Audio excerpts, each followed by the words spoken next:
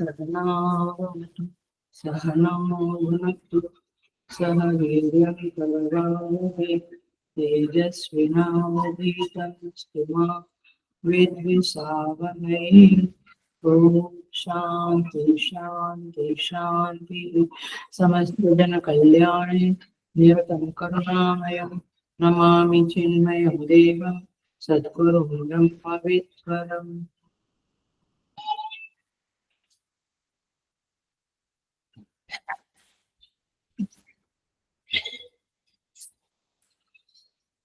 Hari Om. I welcome you all with great love and great respect in this Aitariya Upanishad.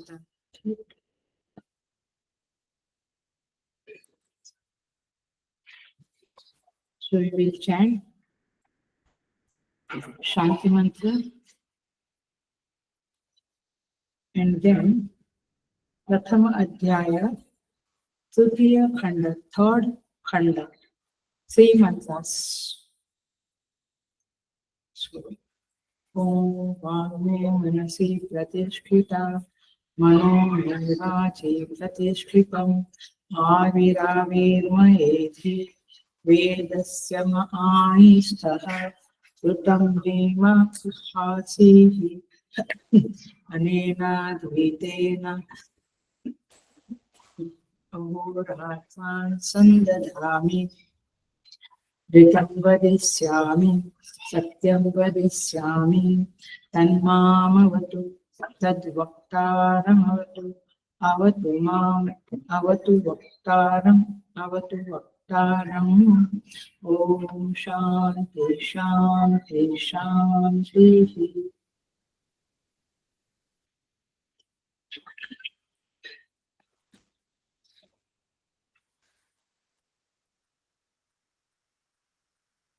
First chapter, तीसरा खंड।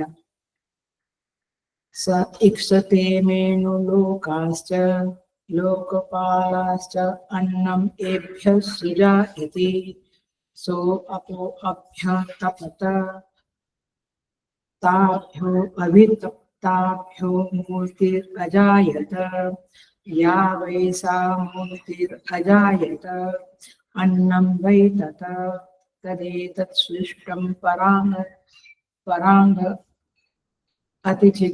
अतिचिदां तद्वाच अजिगृषत तत् न अशक्नोत वाचा ग्रहीतं स यत् एनत वाचा अग्रहेष्यत अभिव्याहृत्य ह एव अन्नम् अतृप्स्यत तत्प्राणेन अजिगृषत तन्न अशक्नोत् प्राणेन ग्रहीतुं स यत् एनत् प्राणेन अग्रहीष्यत अभिप्राण्य हवा एन हवा अन्नम् अतृप्स्यत तच्चक्षुषा अजिगृषत तत् न अशक्नोत चक्षुषा ग्रहीतुं स यत् एनत् चक्षुषा अग्रहीष्यत दृष्ट्वा एव अन्नम् अतृप्स्यत तत्श्रवणेन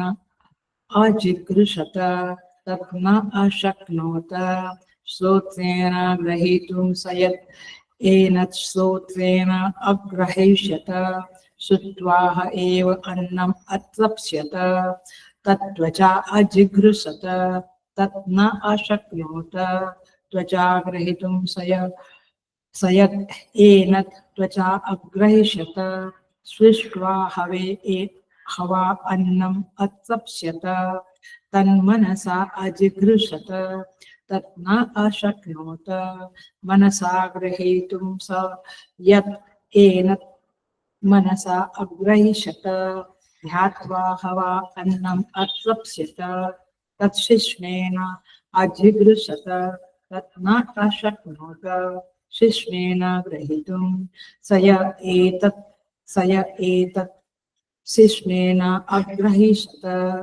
विसृज्य हवा अन्नम् अत्वप्स्यत तद् अपानेन अजिगृह्यत तद्वायत् तपवयत् सा एषा अन्नस्य ग्रहो यद्वायुः अन्नायुर्वा एष यद्वायुः। बहुत कठिन है ना, डोंट वरी। ईशादी नवोपनिषद हाथ में है तो आपको मालूम पड़ जाएगा कि कैसे इसकी संधि अलग होती है। बट वेरी इंटरेस्टिंग है आज का क्लास, वेरी इंटरेस्टिंग।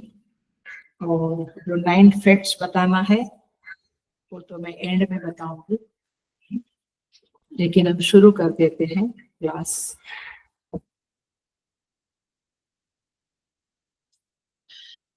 अध्याय 1 ऐतरेय उपनिषद तृतीय खंड, थर्ड खंड, मंत्र नंबर 1, पेज नंबर 46। अन्न रचना का विचार। स इक्षत इमेनो लोकाः च लोकपालाः च अन्नम एभ्यः सृजा इति। स इक्षत, उस ईश्वर ने विचार किया। इक्षत माने विचार किया।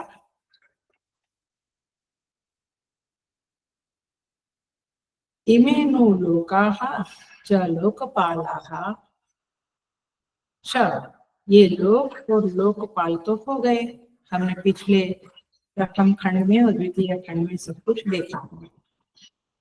अन्नम एभ्य सुजायति, अब इनके लिए, इन लोक और लोकपालों के लिए मैं अन्न की रचना करूं, ऐसा ईश्वर ने सोचा। स एवं ईश्वर ईक्षत कथम, उस ईश्वर ने इस प्रकार ईक्षण किया, विचार किया। किस प्रकार तो बतलाते हैं। मैं भाष्य पढ़ती हूँ, फिर हम अंडरस्टैंडिंग में जाएंगे, कमेंट्री में जाएंगे, माने डिटेल में जाएंगे। मैंने इन लोक, भाष्य पढ़ रही हूँ मैंने इन लोक और लोकपालों की रचना तो कर दी, अब इन्हें सुधा पिपासा से संयुक्त भी कर दिया। पिछले क्लास में देखा, अशनाया पिपासा, भूख और प्यास से देवताओं को, लोकपाला को संयुक्त कर दिया। अतः अन्न के बिना इनकी स्थिति नहीं हो सकती। अब भूख प्यास है तो अन्न की रचना भी तो करनी पड़ेगी।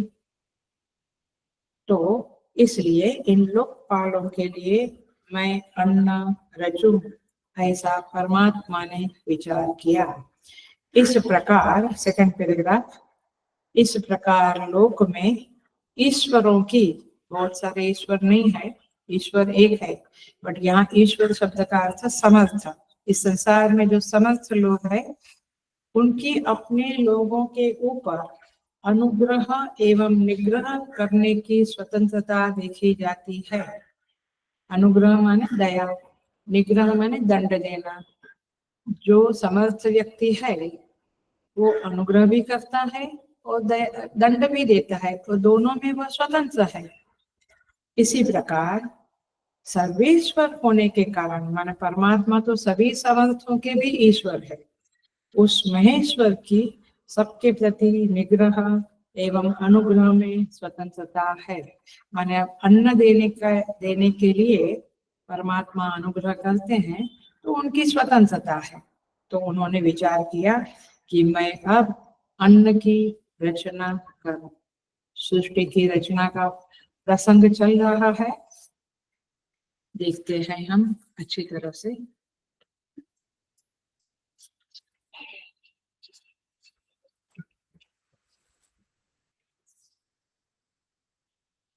सो अशनाया पिपासया,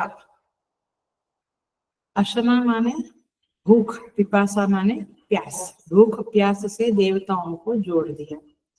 अब थोड़ा सा इसके ऊपर, माने पूरा भाष्य के ऊपर ही हम बोलने जा रहे हैं थोड़ा। भूख और प्यास यह गुण है, धर्म है।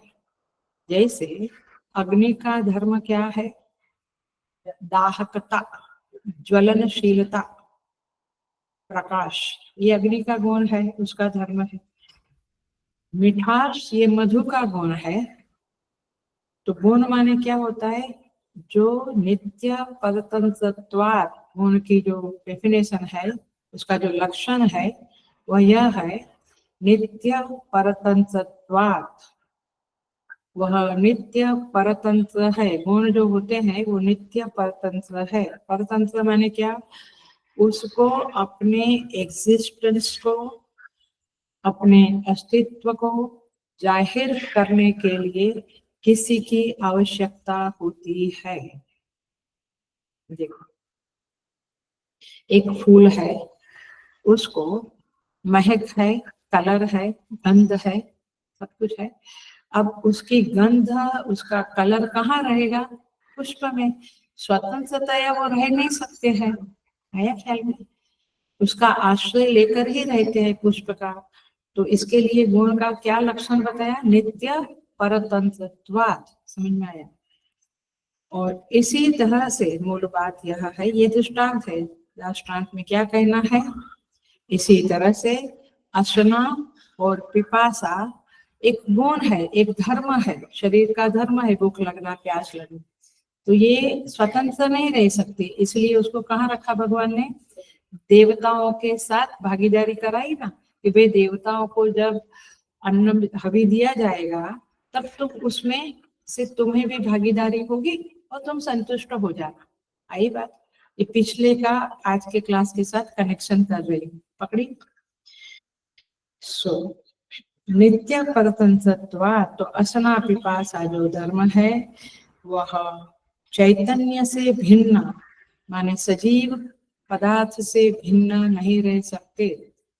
टेबल को भूख लगती है, कुर्सी को, बिल्डिंग को, इंसान को, क्योंकि सजीव को माने चैतन्य के आश्रय आश्रय से ही असना पिपासा रहते हैं, फिर उसमें शरीर के आश्रय से रहते हैं। ये बात हुई।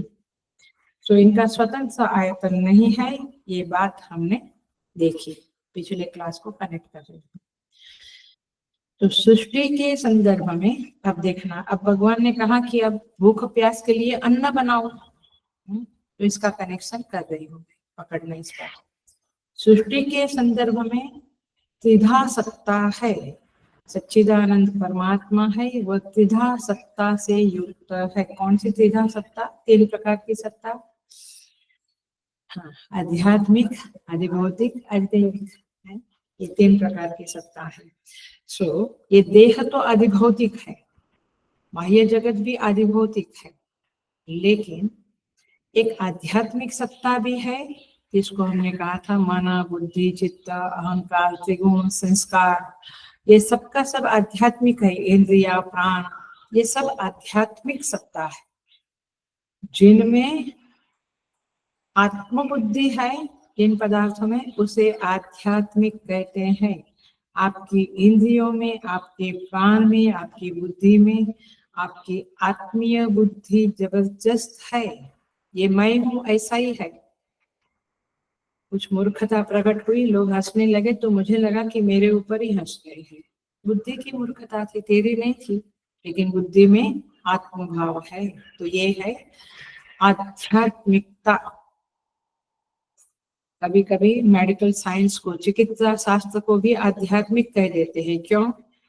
वैसे तो उसका लक्षण है रोग निवारण, लेकिन उसे आध्यात्मिक क्यों कहते हैं? क्योंकि इस शास्त्र में स्व का चिंतन है। ये इंद्रियां, ये शरीर, ये मन, इसका चिंतन होता है। साइकोलॉजी के आधार पे आपके बीमारी का चिंतन होता है। तो इस तरह से या जो चिकित्सा शास्त्र, आयुर्वेद कहो या मेडिकल साइंस कहो, वहां पर भी इस प्रकार की आध्यात्मिकता का संदर्भ आता है। बाकी शास्त्रों में जैसे वाणिज्य शास्त्र है, माने व्यापार, उसमें आध्यात्मिकता नहीं आती है। उनका माइंड कहाँ है, वे कहाँ पे मानते हैं, भाग्य में, अथवा तो वे लोग अपने उद्यम में मानते हैं। तो उनका अनुभव है कि सफलता के लिए मेरा भाग्य काम करता है और मेरा उद्यम काम करता है। बट मेडिकल साइंस में आध्यात्मिकता को मानते हैं इन दैट सेंस की स्व के संदर्भ में, शरीर के इंद्रियों के संदर्भ में। तो ये हुआ अधिभौतिक एवं अध्यात्म। अब आइए अधिदेव के ऊपर जो हमारा प्रसंग है। अधिदेव को वैदिक वैदिक दर्शन है, सनातन धर्म है, वो स्वीकार करता है। मोस्ट ऑफ द संप्रदाय इसको स्वीकार करते हैं। क्रिश्चियनिटी हो, बौद्धिज्म हो, जैनिज्म हो, सब में कुछ ना कुछ देवता का बातें होती है, चर्चा होती है। सो हमारे यहाँ तो अधिदेव की सत्ता बहुत व्यापक है। कितनी बड़ी सृष्टि अधिभूत बनाई, फिर लोकपाल बनाए। लोकपाल क्या है, अधिदेव सत्ता। 14 मनु है, इंद्र है, सप्तर्षि मंडल है। इस तरह से बहुत सारी देवताओं की सत्ता भी है। 33 कोटि देव है, 8 वसु, 11 इंद्र, 12 आदित्य, इंद्र, प्रजापति। इस तरह से 33 कोटि, उसकी फिर ब्रांचेस है, 33 कोटि देवता है। तो विशाल सत्ता अधिदेव की है। अब ये अधिदेव जो देवता बनाए, उनको असना पिपासा से जोड़ दिया भगवान ने। अब जोड़ दिया तो उनको भूख लगी, तो अब अन्न बनाने का विचार परमात्मा को आया। अब वो क्यों आया विचार, तो उसका भगवान भाष्यकार ने बहुत सुंदर, माने आप चाहे तो इसको क्या बोलेंगे, अंडरलाइन करो, डबल अंडरलाइन करो ये पूरे पैराग्राफ को। इस प्रकार लोक में ईश्वरों की अपने लोगों के ऊपर अनुग्रह एवं निग्रह करने की स्वतंत्रता देखी जाती है। वे अनुग्रह और निग्रह करने में स्वतंत्र है। देखो इसका अर्थ क्या हुआ, वे किसी को दंड भी दे सकते हैं और किसी को दया भी कर सकते हैं। तो ऐसे ईश्वर में अन्न की सर्जना करने का स्वातंत्र्य और सामर्थ्य भी है। तो इस तरह से उन्होंने अन्न की रचना करने के बारे में सोचा। देखिए अब जो ईश्वर होते हैं उसके संदर्भ में जरा देखिए, अनुग्रह निग्रह शब्द को मैं उठा रही हूँ, थोड़ा सा देखते हैं। जो हमारी शंकराचार्य पीठ है, चारों पीठ, और भी कोई पीठ, कांचिकामा कोटि एक्सेट्रा, वे पीठ में जो आचार्य पीठ है उसे ईश्वर तुल्य पीठ मानते हैं। क्यों, क्योंकि वहां पे अनुग्रह निग्रह का सामर्थ्य होता है। जब ये पीठ के महामंडलेश्वर शंकराचार्य जी निकलते हैं तो उनके शिष्य लोग छत्र और दंड लेकर निकलते हैं। देखा है ना आचार्य पीठ के साथ।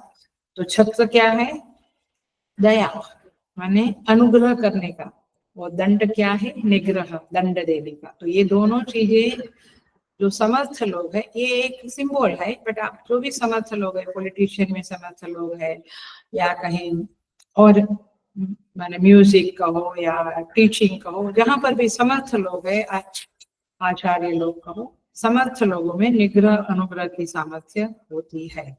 इसमें एक बहुत बहुत बहुत इंपॉर्टेंट पॉइंट कहने जा रही हूँ, अटेंशन प्लीज, हेलो, एकदम ध्यान से पकड़ लेना, आपको बहुत ही काम लगेगा इस बात को समझकर।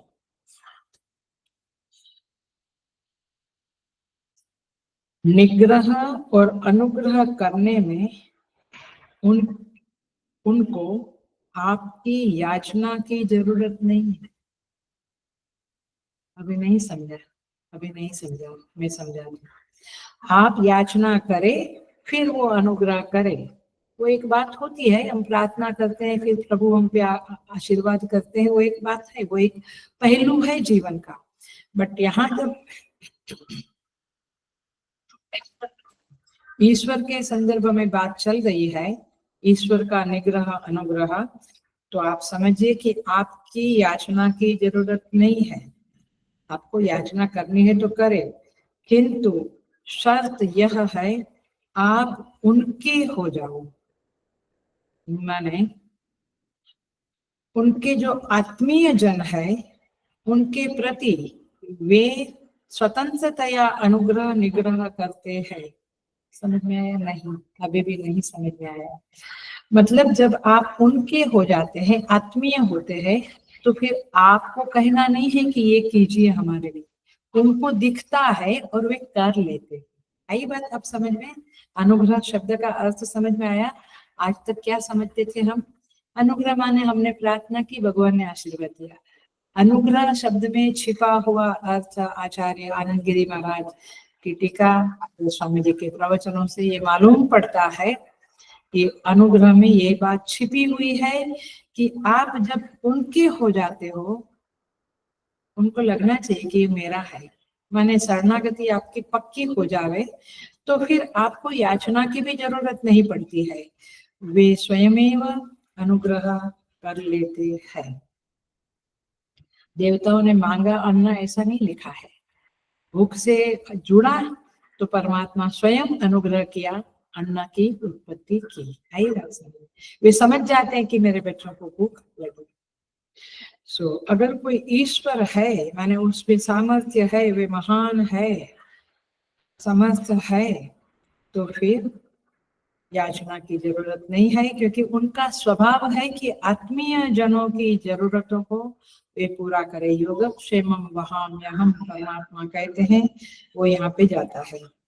तो आपका जिसका भी ऐसा स्वभाव है वह ईश्वर कोटि का व्यक्ति हो जाता है। आप उनके पास जाओ, कुछ बोलना नहीं पड़ता है। नित्यानंद बाबा गणेशपुरी के उनके बारे में कहते थे कि वे बात नहीं करते थे, आप जाके बैठो, आपका काम हो जाता था। मतलब क्या हुआ? अनुग्रह हो जाता था।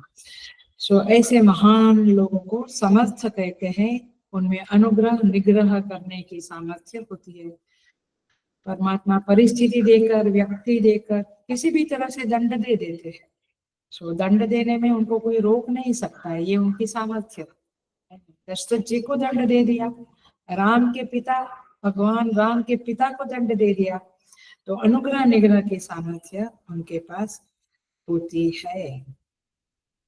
ये स्वभाव उनका होता है और जगत कल्याण के लिए वे ऐसा करते हैं। एग्जाम्पल देखे तो चाणक्य को देख, जब चाणक्य एक जगह से जंगल से पसार हो रहे थे, उन्होंने देखा कि एक बच्चा जो चरवाहा था, बकरियों को चरवाने को लाया था, और दोस्त दोस्त लोग एक खेल कर रहे थे, दरबार लगाते थे। चंद्रगुप्त नाम का जो बच्चा था वो राजा बनता था, और फिर वह कोई अपराधी होता था उसे छोड़ता था, कभी दंड देता था, और निष्पक्ष तरह से वो खेल चला रहा था। चाणक्य ने उसको देखा, उनके अंदर आया कि देश में गुलामी है, इस बच्चे को मैं अनुग्रह करूं तो फिर अंग्रेजों को दंड दे सकेंगे। सो चाणक्य उसकी माँ के पास जाकर उसे मांगते हैं और तक्षशिला ले आते हैं और उसको ट्रेन करके, आपको कथा पता है, चंद्रगुप्त मौर्य का वंश चल पड़ता है। उसी तरह से विष्णुगुप्त को भी ले आते हैं और गुप्त का वंश भी चल पड़ता है। तो तात्पर्य ये है कि ये चाणक्य राष्ट्र निर्माता के रूप में प्रकट हुए, माने दिखे। क्यों? क्योंकि उन समर्थों के पास अनुग्रह निग्रह का सामर्थ्य होता है। तो इस तरह से यहाँ पे आपको समझना है कि परमात्मा अनुग्रह निग्रह करता है, मतलब कि वह जानता है कि मेरी प्रजा, मेरी सृष्टि, ये जो देवगण लोकपाल बनाए, उनको क्या जरूरत है, तो फिर वे अन्न की उत्पत्ति के बारे में सोचते हैं, माने ऐसा विचार करते हैं कि अन्न सृजा इति, मैं अन्न की रचना करूं। सेकंड मंत्र में आ जाइए। आज के मंत्र बहुत सिंपल है, बट एंड में मैं उसका रहस्य खोलूंगी, तब आपको क्लैरिटी आएगी। अभी सिंपली बात करते हैं।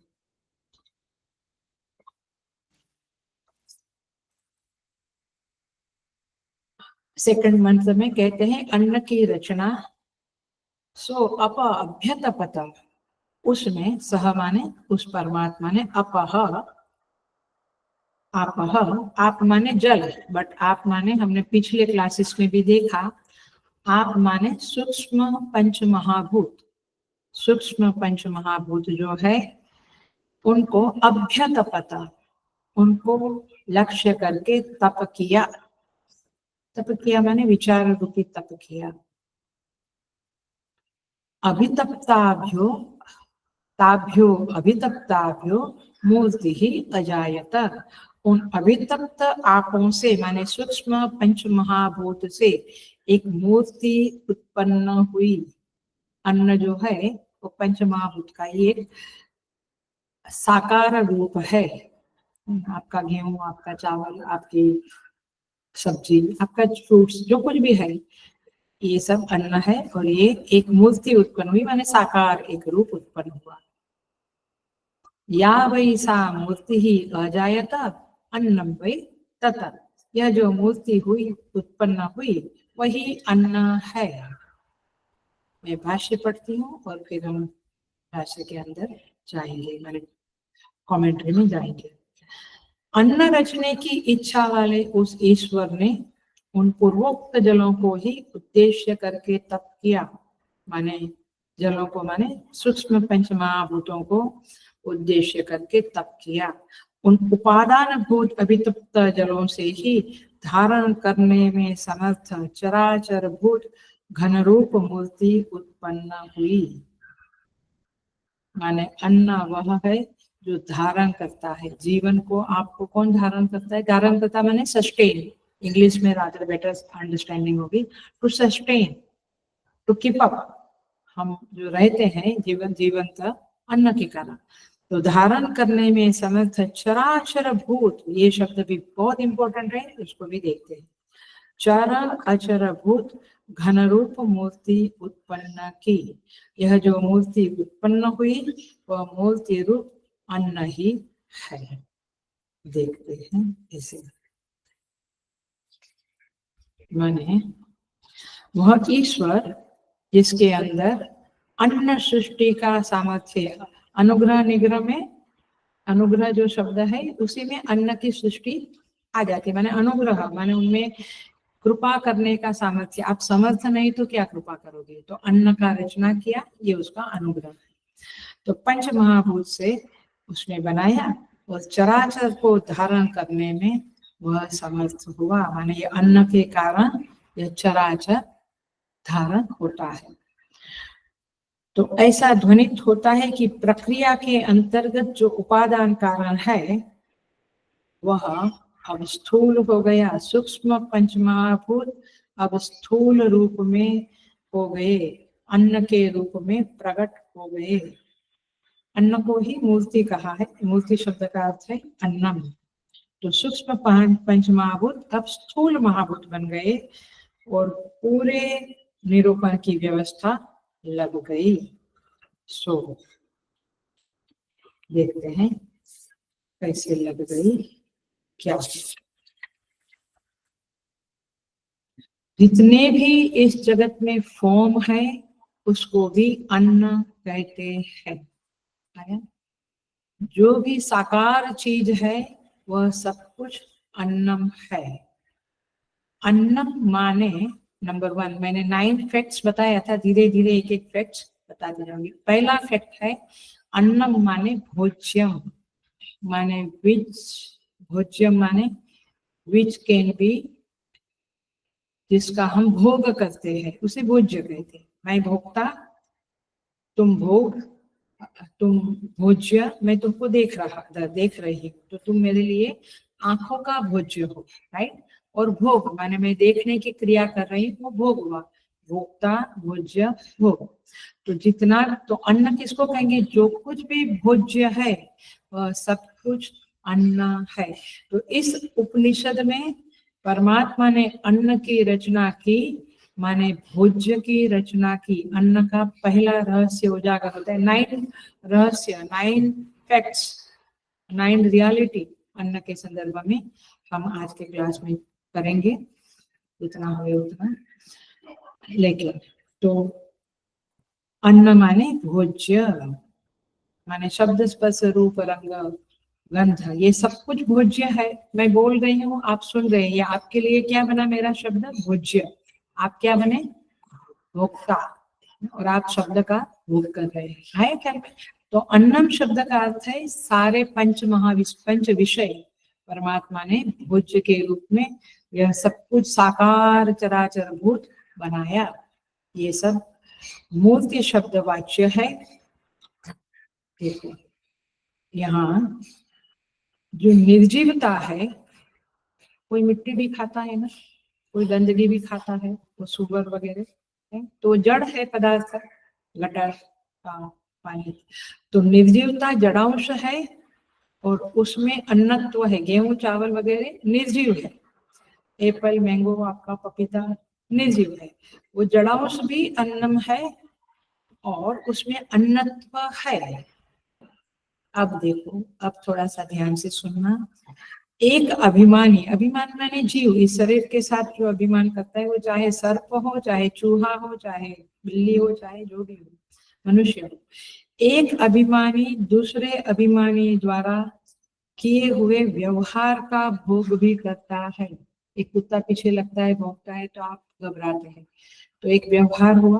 तो एक अभिमानी दूसरे अभिमानी के साथ जो व्यवहार करता है, वो एक प्रकार का भोग ही है। उसने आपके अंदर भय उत्पन्न किया, या सुनामी आई, या बारिश, या धूप, या भय उत्पन्न किया। तो व्यवहार में दो चीज है, ध्यान से सुनना। थोड़ा इजी भी है लेकिन गहरा भी है, ये उपनिषद गहरा ही होता है। तो व्यवहार में एक जड़ांश है जिसे अन्न कहते हैं, और व्यवहार करने वाला जो चेतनांश है उसे अन्नाद कहते हैं। अन्न को भोगने वाला, अन्न का भोक्ता। अन्न जो भोज्य है उसका भोक्ता क्या है? चेतनांश है। और जो अन्न है वो जड़ांश है, जड़ का अंश है।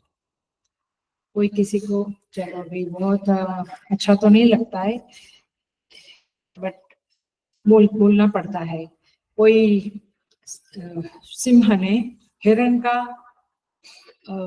शिकार किया तो खाया, तो वो जो खाया वो तो जड़ है, जीव तो निकल गया, बट किसने खाया? ये चेतनांश है, उसने खाया, है। तो एक जड़ांश है, एक चेतनांश है। तो एक अन्न है इस संसार में, एक अन्नाद है। आप ऐसे सोचेंगे तो ये छोटी छोटी चीजों के बारे में से माइंड, जो मन है हमारा, ऊपर उठ जाएगा। इसमें नमक ज्यादा है, ये ऐसा है, ये वैसा है, ये व्यक्ति ऐसा है, ये वैसा है, ये व्यवहार ऐसा है, ये वैसा। ये सब अन्न के बारे में सिंगल में सोचेंगे तो चित्त वृत्ति बहुत मलिन बनी रहेगी और छोटे से घेरे में घूमती रहेगी। जब आप उपनिषद पढ़ेंगे तो आप टोटालिटी के संदर्भ में पढ़ते हैं, तो माइंड एकदम फ्रेश होता है। विराट का चिंतन करने के लिए उपनिषद के मंत्रों का आश्रय लेना चाहिए, नहीं तो छोटे में ही मन घूमता रहेगा। और जितना छोटा एरिया आपके चिंतन का, हलो ध्यान से सुन लो, उतना राग द्वेष आपका स्ट्रॉन्ग बना रहेगा। जितना एरिया विराट, उतना राग द्वेष कम रहेगा। उसने ये पहना बराबर नहीं, उसने ये बोला, एक एक छोटी छोटी चीजों में मैं घूमता रहता है। सो दृश्यता के साथ जड़ांश है और उसी को अन्न कहते हैं, उसी में अन्नत्व है। जहां तक मूर्ति है वहां तक अन्नत्व है, साकार चीज में अन्नत्व है। जब हम किसी से काम करवाते हैं तो उसके शरीर का भोग करवाया, हमने भोग लिया, तो वह भी अन्नत्व ही है, तो वो जड़ांश है। तो देखो ये सृष्टि कैसे बनी है। भगवान ने अन्न की रचना करने का विचार किया, तो ये सारा कुछ जो है इसका हम भोग करते हैं वो सब अन्न है। अन्न माने भोज्य। जब कायनात को उस खुदा ने तकसीन किया, कायनात माने सृष्टि दुनिया, तकसीन किया माने उसकी व्यवस्था की, उसको आकार दिया, और फिर उसे देखकर हम आश्चर्यचकित रह गए। तो ये है परमात्मा की सृष्टि। तो इस तरह से सृष्टि का सर्जन करने के बाद लोकपाल का सर्जन करने के बाद देवताओं का सर्जन करके फिर आध्यात्मिक सत्ता इंद्रिय गोलक पिछले क्लासेस में है ना, फिर उसके देवता, फिर देवता को आयतन दे दिया कि आप वहां चले जाओ, शरीरों में इंद्रियों के एक एक गोलक में आप प्रवेश करो इत्यादि। और फिर अब उनके लिए अन्न की रचना की। जब हम अन्न खाते हैं तो आंखों को, कान को, जब अन्न खाते ही नहीं तो सारी इंद्रियां वीक हो जाती है, मतलब देवताओं को हवि नहीं मिला है। मन भी अपना दुर्बल हो जाता है, कुछ पढ़ने को मन नहीं, कुछ, क्योंकि भूख माने हमने उपवास किया है, अथवा कहो कि हम कुछ दिनों से खाए ही नहीं है, तो हमको अनुभव है कि क्या होता है। तो अन्न की रचना की और फिर मजेदार स्टोरी चल पड़ती है। उस स्टोरी को हम देखेंगे, जल्दी जल्दी देखेंगे और एंड में इसका रहस्य खोलेंगे। तो देखो, तो 14 मंत्र है, 10 मंत्रों तक आज मोस्टली देखा जाएगा। तो तीसरा मंत्र में हम प्रवेश करते हैं। क्योंकि अन्न का सृजन किया तो भूख प्यास से व्याकुल देवता खुश हो गए और वे अब उस अन्न को पकड़ने के लिए दौड़े। फिर दौड़े तो अन्न भागने लगा। ये कथा है, बट इसका अंडरस्टैंडिंग हम करेंगे तो आपको बहुत समझ में आएगा। और मुझे लगता है कि तभी आपको समझ में ये आ जाएगा कि आचार्यों के बिना अथवा आचार्य टीका पढ़े बिना, जैसे आनंद गिरी है, या अन्य आचार्यों की टीका सुने बिना, पढ़े बिना, या आचार्यों के प्रवचन के बिना अपने आप से नहीं खुलेगा, खुलेगा ही नहीं उपनिषद। तो आइए देखते हैं हम।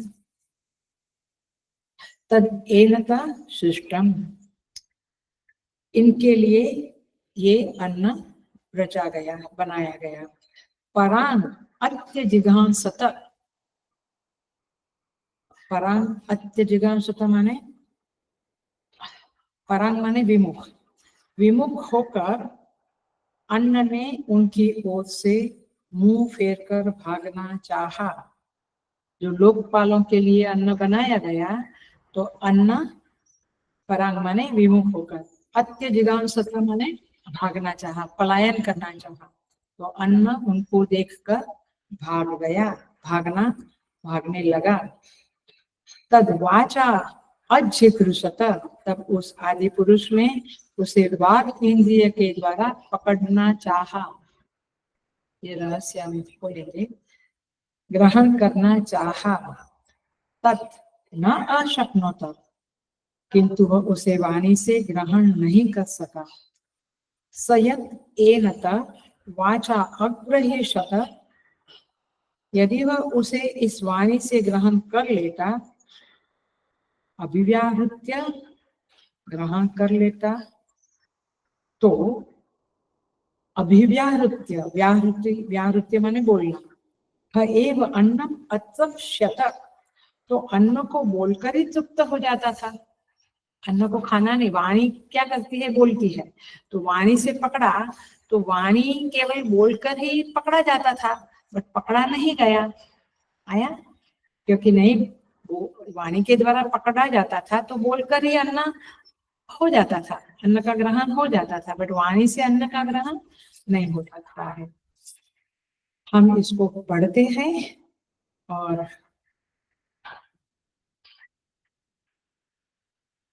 फिर समझते हैं।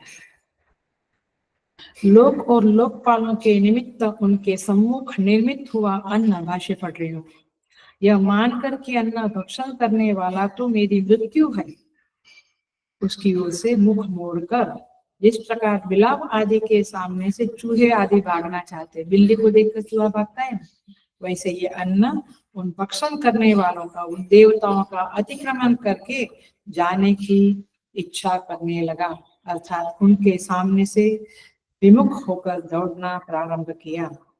अन्य के उस अभिप्राय को जानकर लोक और लोकपालों के देह इंद्रिय रूप संघात उस पिंड में प्रथमोत्पन्न होने के कारण अन्य अन्न भोक्ताओं को न देखकर उसको वाणी अर्थात बोलने की क्रिया से ग्रहण करना चाहा।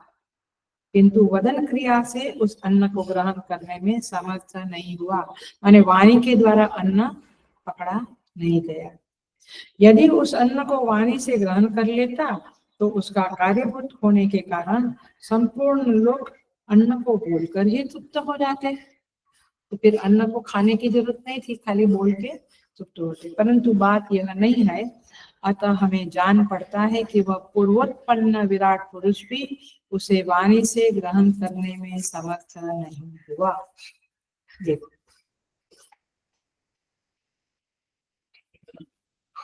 इसको थोड़ा सा समझेंगे फिर आगे बढ़ते जाएंगे।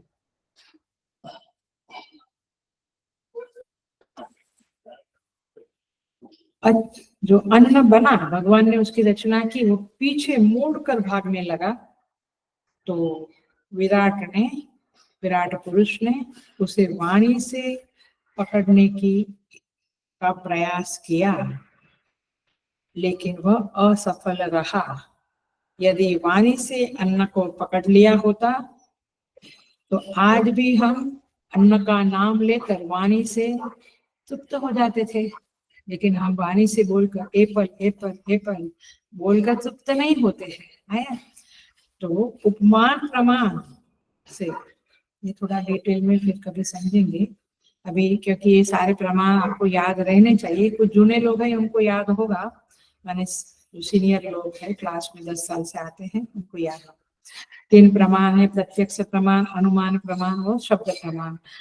अनुमान प्रमाण में अनुमान, अर्थापत्ति, अनुपलब्धि और उपमान 4 प्रमाण है। उसमें उपमान प्रमाण में यदि वाणी से अन्न को पकड़ लिया होता तो आज भी हम अन्न को बोलकर तृप्त होते, परंतु ऐसा नहीं है। तो व्याप्ति क्या हुई? क्योंकि हम में से कोई भी बोलकर तृप्त नहीं होता, तो सिद्ध होता है कि पूर्व में भी उस आदि पुरुष ने बोलकर जब अन्न को पकड़ने की इच्छा की तो वह असफल रहे होंगे। ये व्याप्ति बनाई हमने। जैसे भाष्य में कहा कि बिल्ली को देखकर चूहा भागने लगा, मम मृत्यु हो, यह भाव उसके अंदर आया। वैसे अन्न को भी लगा कि मैं खत्म हो जाऊंगा, इसलिए वह भागने लगा। अतिगंतुम पलायन प्रारंभ किया। तो अब देखो अर्थापत्ति से क्या समझेंगे हम? क्योंकि यह आज भी बोलने से तृप्ति नहीं हो रही है और बोलने से अन्न पकड़ में नहीं आ रहा है। अर्थापत्ति, पहले उपमान प्रमाण बोला, अभी अर्थापत्ति बोलती हूँ।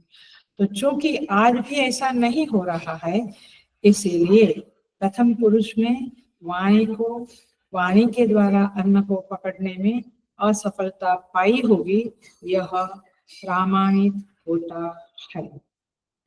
समझ में आ रहा है कुछ?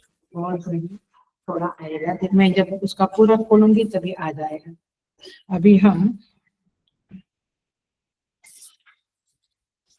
हम श्लोक देख लेते हैं, 4 से लेके 10 श्लोक तक देखते हैं और फिर हम उसका रहस्य खोल देंगे, क्योंकि इसमें कुछ बहुत ज्यादा नहीं है। उसके बाद क्या किया? मैंने अन्न का नाम लेने मात्र से पेट नहीं भरता है। अब आगे क्या किया उस महापुरुष ने?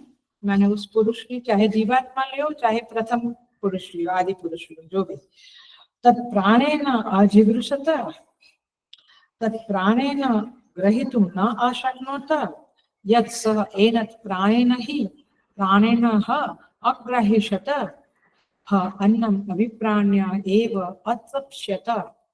माने उस पुरुष ने अन्न को प्राण के द्वारा, वाणी से नहीं हुआ तो प्राण के द्वारा उसे, प्राण माने घ्राणेन्द्रिय जो नाक में है ना, जो गंध लेती है उसे घ्राणेन्द्रिय कहते हैं।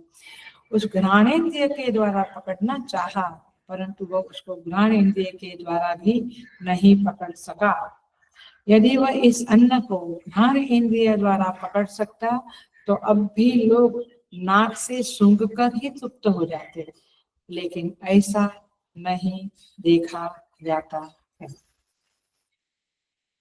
आप ईशादीनम उपनिषद में जो टिप्पणी है वह देखिए, मैं उसी को पढ़ रही हूँ और समझा रही हूँ। घ्राण इंद्रिय का विषय क्या है? गंध, राइट। लेकिन गंध ऐसे आती है क्या? नहीं, वायु और प्राण के सहयोग से ही गंध आती है। माने हम कहते हैं कि मुझे गंध आई, तो घ्राणेंद्रिय जो नाक में बैठी है वो सीधा सीधा गंध ग्रहण नहीं कर सकती है। जैसे रसनेंद्रिय में जैसे फूड रखा तो ये कड़वा है, ये मीठा है, समझ में आता है। ऐसे घ्राण अपने आप नहीं आती है, जो प्राण शक्ति है, जब हम श्वास लेते हैं तो वायु और प्राण के सहयोग से गंध आती है, राइट। तो घ्राण इंद्रिय के निवास स्थान नासिका छिद्रों में ही प्राण का आवागमन होता है वायु के द्वारा, तब जाके गंध आती है। तो प्राण, यहाँ प्राणेन शब्द लिखा है, वो वास्तव में घ्राणेन लेना चाहिए, क्योंकि आगे जो आएगा अपान शब्द आएगा कि अपान के द्वारा फिर अन्न पकड़ा गया, तो फिर यहाँ का जो प्राणेन शब्द है वो निगेट हो जाएगा। इसलिए जो घ्राणेन्द्रिय के स्थान में प्राण शब्द प्रयुक्त हुआ है वहां पे घ्राणेन्द्रिय लेना चाहिए, क्योंकि अंत में प्राण के ही एक भेद अपान द्वारा अन्न का ग्रहण होना बताया है। अतः यहाँ प्राण से ग्रहण नहीं किया और वहां बताएंगे प्राण से ग्रहण किया, तो कॉन्ट्रडिक्शन होगा। इसलिए यहाँ प्राण की जगह पे क्या लेना है? घ्राणेन। आगे बढ़ते हैं, 5वां श्लोक। तच्चक्षुषा अजिगृषता, उसने अन्न को आंखों से पकड़ना चाहा। चक्षु माने आंखों से, अजिगृषता माने पकड़ना चाहा। तच्चक्षुषा ग्रहीतुं न अशक्नोत, आंखों के द्वारा उसे पकड़ नहीं सका। यत् एनत चक्षुषा अग्रह्यसता, यदि वह अन्न को आंखों से पकड़ लेता, अवश्य ही अन्नम दृष्ट्वा एव अतृप्स्यत, तो फिर मनुष्य अन्न को देखकर ही तृप्त हो जाता, लेकिन ऐसा नहीं देखा जाता है।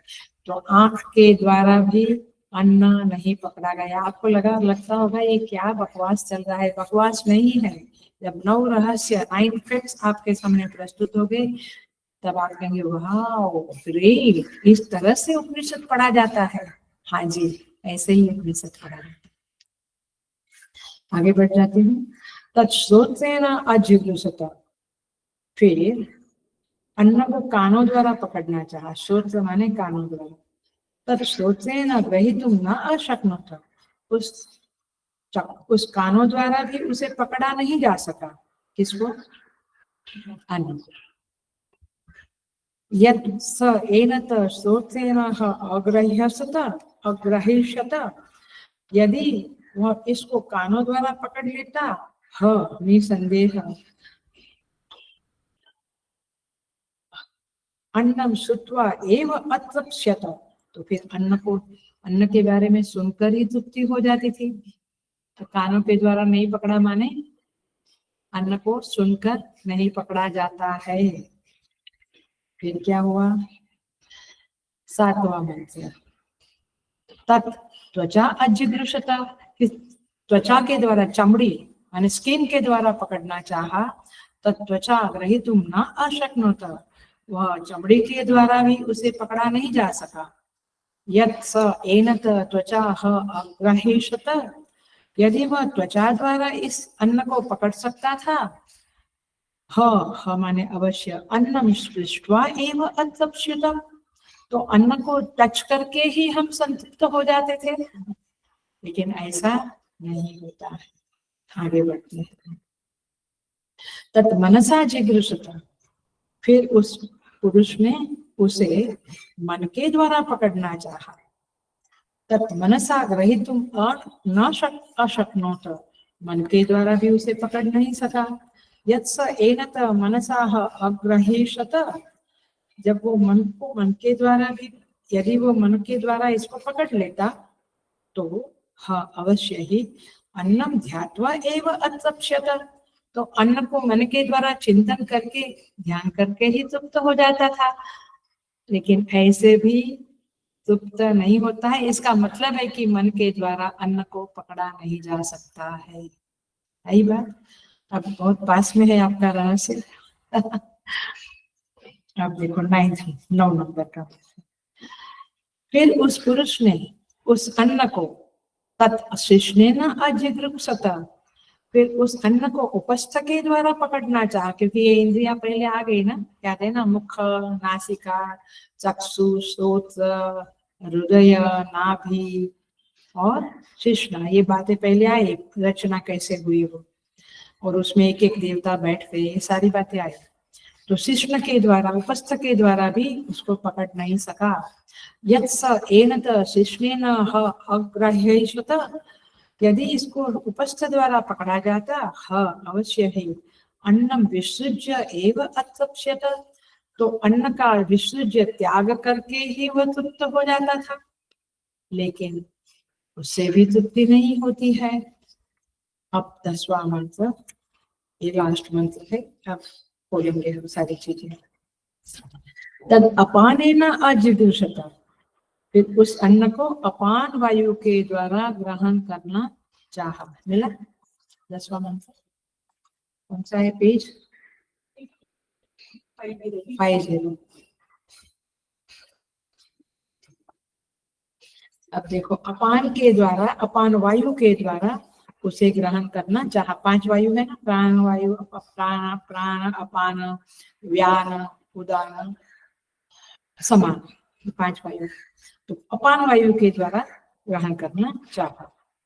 तत् आवयत, तत् आवयत माने उसको ग्रहण कर लिया। अपान वायु बड़ा रहस्यात्मक वाक्य है, समझेंगे इसको, भी समझेंगे। उसको अपान वायु के द्वारा ग्रहण कर लिया। स एस अन्नस्य ग्रह, या अपान वायु ही अन्न का ग्रहण करने वाला है। यत् वायु अन्नायु, यह जो वायु है वह अन्नायु है, अन्न से जीवन की रक्षा करने वाला वायु है। जीव जब जाता है ना, तो हम कहते प्राण निकल गया, माने क्या, ये अपान निकल गया, उसके साथ 5 वायु निकल गए, बट मेन अपान निकल जाता है, तो फिर अन्न निकल गया। सो अन्न से जीवन की रक्षा करने वाले के रूप में प्रसिद्ध है।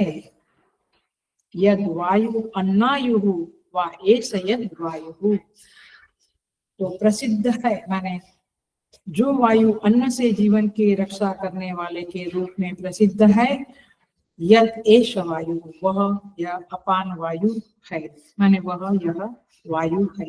प्राण निकल गया माने वायु, प्राण वायु वगैरह निकल गया। सो अंत में उस पुरुष ने अन्न को मुख के द्वार से अपान वायु द्वारा ग्रहण करना चाहा। सारा किया उसने, मुंह से, नाक से, कान से, आंख से, नहीं पकड़ा पाया। अपान वायु के द्वारा ग्रहण करना चाहा, अर्थात अपान वायु द्वारा मुख से शरीर में प्रवेश कराने की चेष्टा की। आप अन्न खाते हो तो क्या करते हो, मुख के द्वारा, बट ऐसे नहीं, वो वायु भी माने आपको, माने अपान वायु की जरूरत पड़ती है। अपान वायु के द्वारा मुख से शरीर में प्रवेश कराने की चेष्टा की, तो अन्न को अपने शरीर में ले जा सका। अन्न तो भाग रहा था, बट क्या किया, मुख के द्वारा, अपान वायु के द्वारा मुख में उस अन्न को डाल के अंदर, शरीर के अंदर निगलने की चेष्टा की है, तब वो उसको पकड़ लिया। देखा, हम तो खाए जा रहे, खाए सालों से, 20, 25, 40, 50, 60 साल से खाए जा रहे हैं, कभी कुछ पता ही नहीं है क्या हो रहा। वह अपान वायु जो बाहर से शरीर के भीतर प्रश्वास के रूप में जाता है, यही अन्न का ग्रह, उसको पकड़ने वाला, अर्थात भीतर ले जाने वाला है। जब समय आता है ना मृत्यु का, अन्न अंदर नहीं जाता है, तब हम क्या देते हैं, तुलसी मुंह में रखते हैं और पानी, फिर हम कहते हैं पानी गिर गया, मतलब क्या, वो अपान वायु खत्म हो गया, मन निकल गया। ये कनेक्शन हो रहा है। तो अब वो प्राण निकल गया, तो फिर अपान वायु के द्वारा ही अन्न अंदर जाता है, तो प्राण निकल गया माने वायु निकल गया, प्राण वायु, अपान वायु। अब कैसे जाएगा अन्न अंदर, नहीं जाता है। तो आपको समझ में आता है कि आप अपने हाथ से मुंह में डाल के धकेल नहीं सकते हो, अपान वायु का रोल है, it plays the role to to make the food inside, अन्न को अंदर ले जाने के लिए वह वन ऑफ द फैक्टर है, जिम्मेवार है। तो इसीलिए यहाँ क्या कहा, अपान वायु द्वारा उसको पकड़ा गया। तो प्राणवायु के संबंध में जो यह प्रसिद्धि है कि यही अन्न के द्वारा मनुष्य के जीवन की रक्षा करने वाला है ना। प्राणवायु निकल गया तो खत्म हो गया, और उसके कारण वह साक्षात आयु है। आयुष्य तो प्राणवायु के कारण ही है, तो प्राणवायु ही हमारी आयु है। वह इस अपान वायु को लेकर ही ये बातें होती है, जो प्राण आदि 5 भेदों से विभक्त मुख्य प्राण का ही एक अंश है। इससे यह सिद्ध होता है कि प्राण ही मनुष्य का जीवन है। हम जो कहते हैं कि प्राण गया, अथवा पता नहीं अब क्या होगा, तो ये प्राण जीवन का रक्षा करने वाला है। देखो, तो अपान वायु ने ग्रहण करना चाहा। देखो यहाँ पे एक बात, हेलो, अटेंशन से ध्यान से सुनना। अपान वायु माने अधोवायु नहीं, जो हम गैस छोड़ते हैं वो अधोवायु को अपान नहीं बोलते, वो वायु है, वो सूक्ष्म वायु है। जो अपान ने, उस अपान ने उसे पकड़ लिया और भक्षण कर लिया, इसलिए उसका नाम पड़ा अन्नायु। और इसलिए अन्न से ही बंधा हुआ यह प्राण अपना जीवन बनता है। यह वायु इस रूप में प्रसिद्ध है। तो अब आइए आपकी इंतजारी को खत्म करते हैं। 9 फैक्ट्स, एक तो पहले बताया था, फिर भी हम देखते हैं। सारे मंत्रों का, सारे इस तृतीय खंड के इस 10 मंत्रों का अभिप्राय भाव क्या है, तो ये 9 फैक्ट्स है अन्न के बारे में, ये हम समझेंगे। तो ये एक तो ये यूनिवर्सल रियलिटी है कि अन्न के बिना जीवन नहीं होता है। तो अर्थापत्ति से यह हम सब समय समझ में आता है। क्या समझ में आता है? बहुत जबरदस्त बात करने जा रही हूँ, एकदम से अटेंशन से इसको पकड़ लेना, ध्यान से समझ लेना। आज भी स्थिति यह है, ये सनातन सत्य की बातें चल रही, उपनिषद तो सनातन है। आज भी स्थिति यह है कि भोज्य माने अन्न आपके सामने खड़ा रहता है, ऐसा नहीं है, उसे आपको पकड़ना पड़ता है। समझ में आया ना? माने अन्न माने क्या बताया, पहला फैक्ट बता दिया था। अन्न माने क्या? भोज्य। हेलो, भूलना नहीं, भोज्य। भोज्य माने क्या? जिसको आप खाते हो, भोगते हो। खाते हो ये एक लिमिटेड सेंस में इसका मीनिंग है, भोगते हो, है ना, उसको भोज्य बोलेंगे, उसी को अन्न बोलेंगे। आज भी अन्न आपके सामने खड़ा रहता है, ऐसा नहीं है, आपको उसे पकड़ना पड़ता है। समझ में आया? मैं कितना भी बोलूं, आपका कान उसे पकड़ा नहीं तो वो शब्द कान में गया? हाँ, आई बात, पकड़ना पड़ता है माने समझ में आया? आज भी आपको उसे पकड़ना पड़ता है, और ऐसा लगता है कि वो हमसे भाग रहा है। आप कहते क्या बोला? क्योंकि आपने पकड़ा नहीं, क्योंकि वो भाग रहा है। हर भोज्य beautiful, it's very beautiful if you understand, it's a great fact of the life, it's a great fact about अन्न।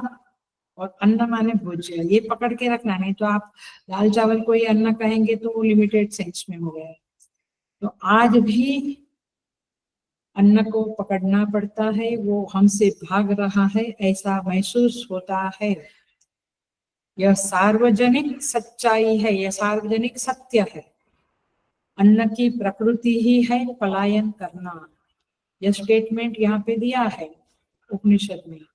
लेकिन आप समझिए, हर भोज्य पलायन की प्रवृत्ति से ग्रस्त है। आप जब उसको पकड़ते हैं तब वो आपकी पकड़ में आता है।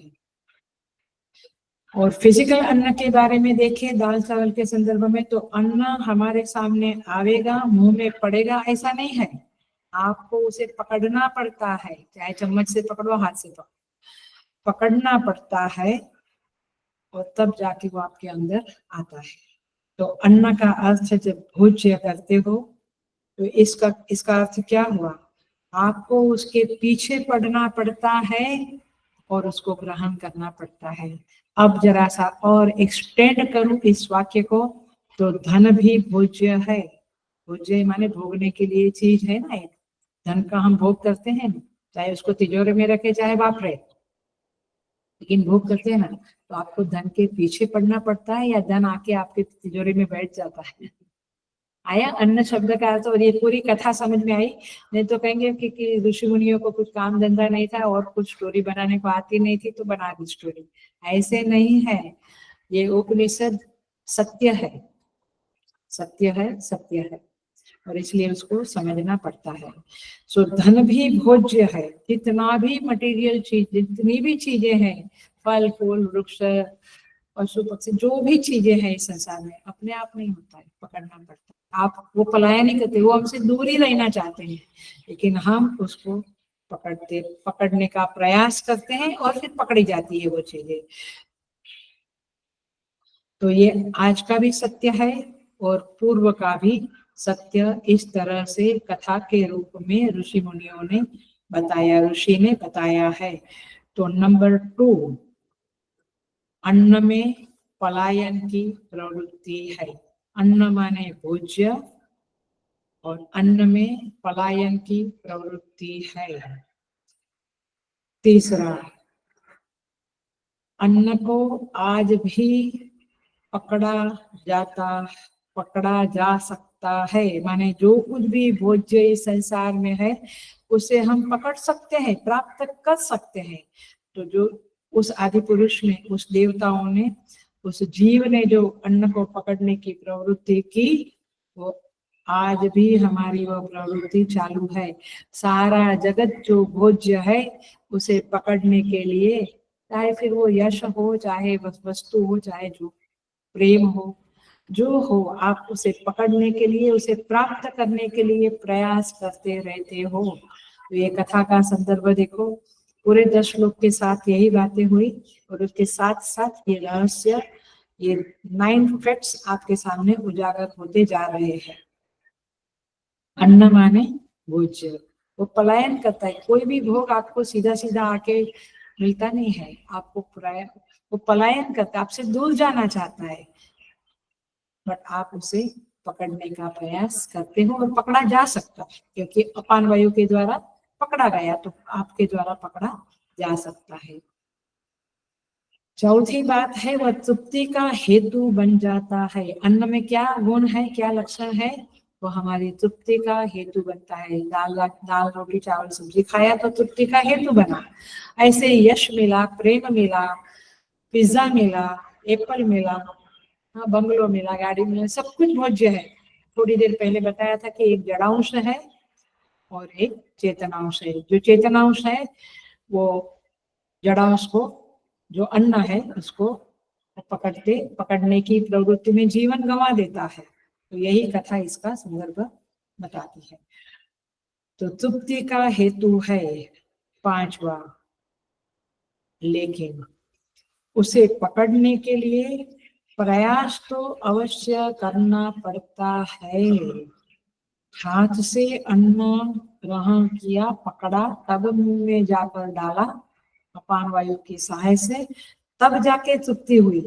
तो जो कुछ भी इस संसार का भोज्य है, फिर से कहती हूँ, गाड़ी, बंगलो, कपड़ा, भोजन, प्रेम, यश, धन, सब कुछ भोज्य है इस संसार में, सब कुछ अन्न है और परमात्मा ने इसे बनाया। माने ये नहीं समझना केवल गेहूं चावल बनाया, तृप्ति का हेतु रूप जो भी भोज्य है सब कुछ परमात्मा ने बनाने का सोचा और बनाया। तो उसे पकड़ने के लिए जीव को, चेतनांश को प्रयास करना पड़ता है। चाहे मनुष्य होकर हम चीजों को पकड़े, वस्तुओं को पकड़े, या कई देशों में चूहे को, कॉकरोच को, पक्षी को, पशु को पकड़ के खाते हैं, तो वो भी, जिसको भी है पकड़ना पड़ता है, प्रयास करना पड़ता है। दैट इज द 5वां पॉइंट है, प्रयास करना पड़ता है, क्योंकि प्रथम पुरुष ने भी पकड़ने का प्रयास किया था। सिक्स्थ पॉइंट, छठा पॉइंट अन्न के संदर्भ में, यहाँ जो अपान वायु कथा में पढ़ा हमने, भोजन के संदर्भ में वह मुख बना, माने मुख के द्वारा उसने भोजन को ग्रहण किया, बट यहाँ पे बट पकड़ नहीं पाया, माने नाक ने, कान ने, आंख ने, सबने प्रयास किया, पकड़ नहीं पाया। तो और फिर क्या अभिप्राय हुआ?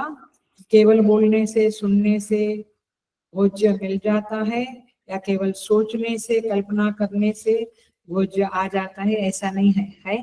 मैंने मन में सोचा एक गाड़ी आ जाए, मर्सिडीज आती है? नहीं। आंखों से देखा उसकी मर्सिडीज मेरे पास आई? नहीं। कानों से उसके बारे में सुना, व्हाट्सएप पे पढ़ा, गूगल में देखा, प्रयास करना पड़ता है। तो इस तरह से ये पांचवा पॉइंट हुआ। तो देखने बोलने से नहीं होता है, सारा का सारा भोज्य इस संसार में प्रयत्न करने से आता है।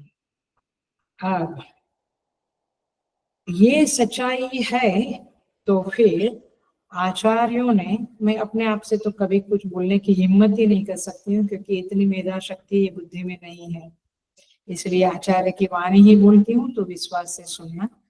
या तो स्वामी जी बताया है, स्वामी सुबोधानंद जी, या आनंद गिरी टीका, बस उसके सिवा और कहीं ऑथेंटिसिटी का आस भी नहीं हो पाता है। तो होगा, इतना मेरा अभ्यास भी नहीं है, लेकिन ये दोनों का सहारा लेकर ही मैं जो कुछ भी बोल रही हूँ। तो इस संदर्भ में छठा पॉइंट, अपान वायु का अर्थ होता है कर्म। Hello, attention please. फिर से ये वाक्य बोलती हूँ क्योंकि ये मुख्य है। अपान वायु से अन्न को पकड़ा, इसका अर्थ क्या हुआ? अपान वायु से उस भोज्य को पकड़ा, अर्थात अपान वायु माने कर्म। तो कर्म के द्वारा संसार में जो भोज्य है, जो अन्न है, उसको पकड़ा जा सकता है, माने प्राप्त किया जा सकता है। अब सब पकड़ में आ रही है, बातें समझ में आ रही है, धीरे धीरे पूरी कथा का खुल रहा है ना? बिल्कुल। सो अपान वायु का अर्थ आचार्य लोग कहते हैं कर्म। जब तक सोचे हुए को, कर्म का देखे हुए को, सुने हुए को, सूंघे हुए को कर्म का सहारा न मिले, तब तक लॉट्स ऑफ एफर्ट्स ना करे, तब तक पकड़ा नहीं जा सकता है, उस भोज्य को प्राप्त नहीं किया जा सकता है, माने अन्न को पकड़ा नहीं जा सकता है। इसका अर्थ यही है, भोज्य को प्राप्त नहीं कर सकते हैं। पूज्य गुरुदेव कहते हैं, every job needs a quota of efforts. हर चीज को कुछ एफर्ट्स चाहिए, तब जाके हमें प्राप्त होता है। तो अन्न की लक्षणा क्या है? भोज्य। और अपान का अर्थ क्या हुआ? कर्म।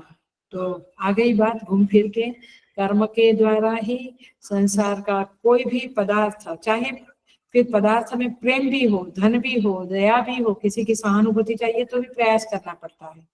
प्रेम के लिए भी, यश के लिए भी, क्रेडिट माने यशो में दिक्षु, गुरु अष्टकम में कहते हैं ना, सारी दिशाओं में मेरा यश फैले, यदि ऐसी इच्छा है तो गुरु रंगरी पद में मनश्चेन्न लग्नम, तथा किम तथा किम तथा किम तथा किम, फिर गुरु के चरणों में मन लगाओ, यश फैल जाएगा। सो अन्न की लक्षणा है भोज्य, और अपान का अर्थ है कर्म। ये पकड़ लिया तो सारे 9 फैक्टर्स, क्या सारे के सारे फैक्ट्स खुल गए आपके, पूरी कायनात खुल गई। तो पहले पेज पे ही दिख गया सब कुछ, ईश्वर का रहस्य समझ में आ गया। सो उद्यम से वह चीज आपकी हो सकती है, और फिर वह आपकी होने के बाद ही हेलो आपको तृप्ति दे सकती है, अन्यथा तृप्ति किसी की वह चीज बनती है तो आपको तृप्ति नहीं मिलेगी। कोई खाता है तो आपका पेट नहीं भरेगा, ऐसा बोलते हैं, आपको खाना पड़ेगा। इस तरह से वह आपकी तृप्ति का हेतु बनती है, जब वह आप उसको उद्यम के द्वारा पकड़ लेते हो, प्राप्त कर लेते हो।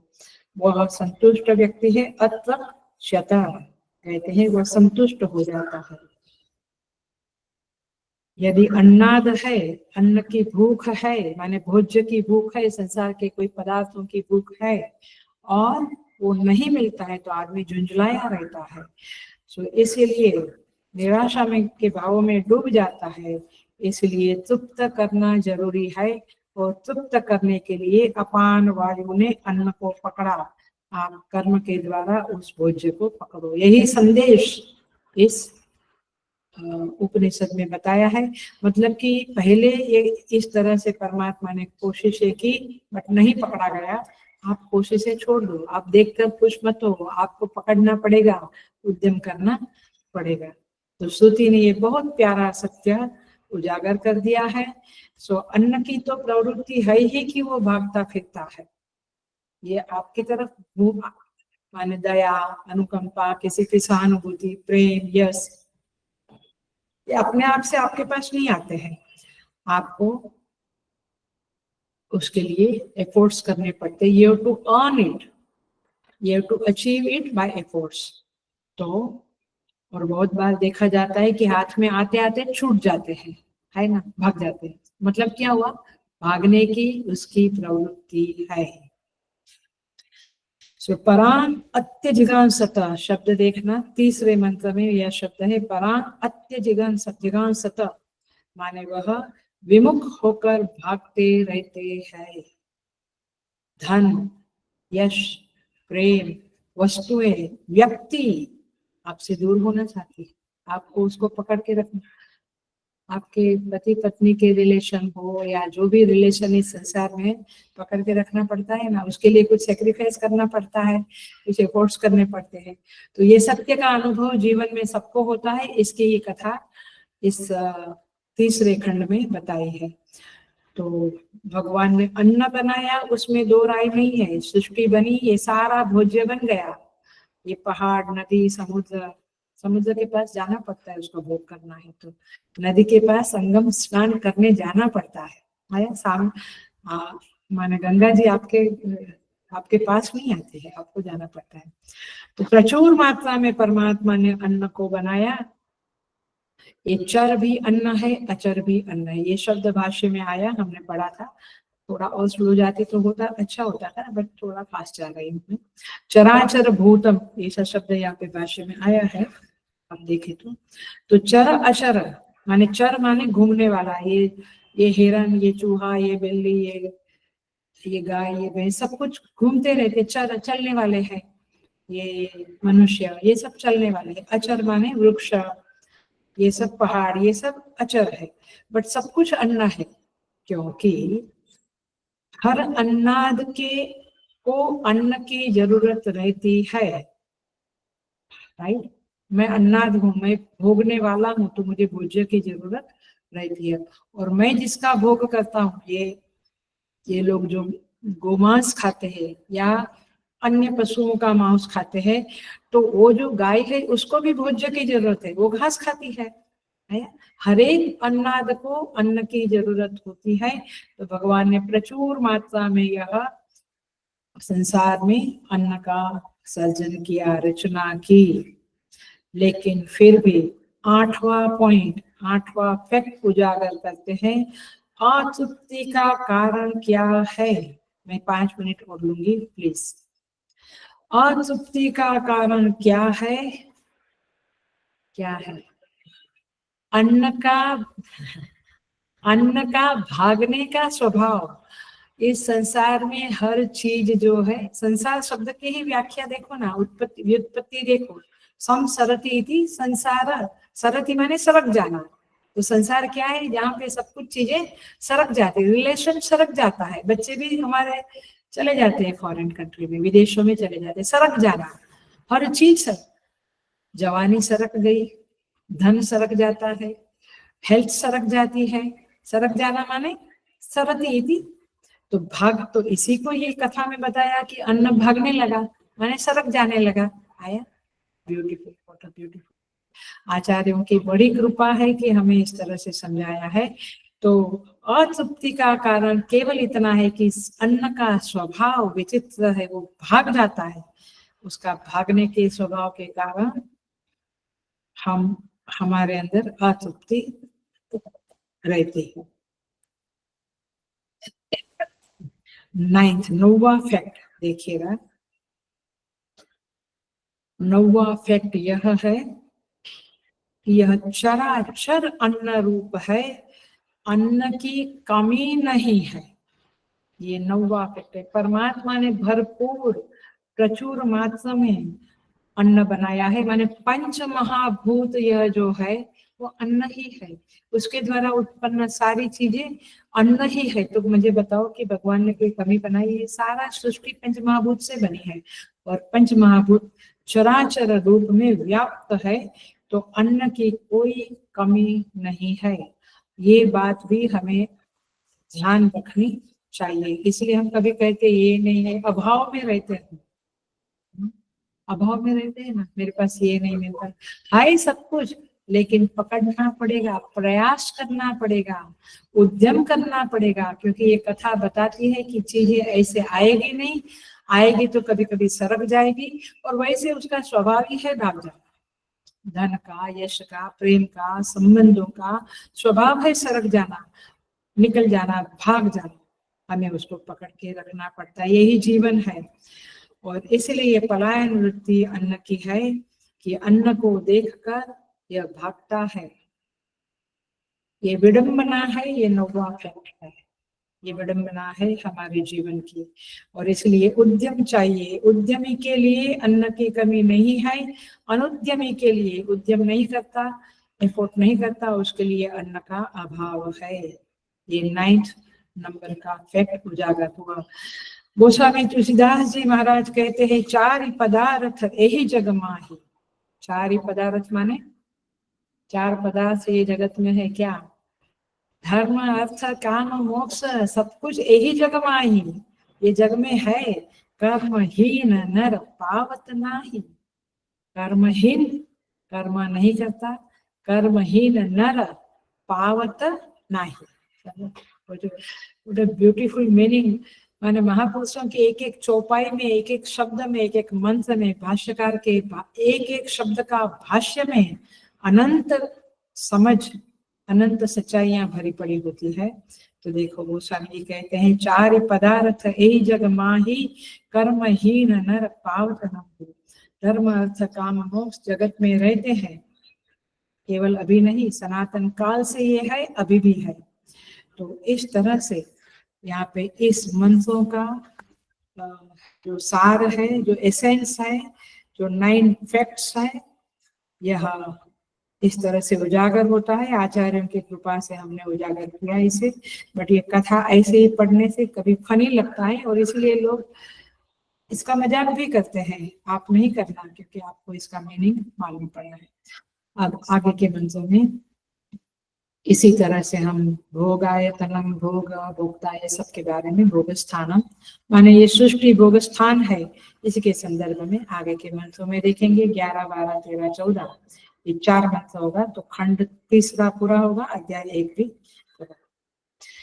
ओम पूर्णमदः पूर्णमिदं पूर्णात् पूर्णमुदच्यते पूर्णस्य पूर्णमादाय पूर्णमेवावशिष्यते। ओम शांति शांति शांति। हरि ओम। श्री गुरुभ्यो नमः।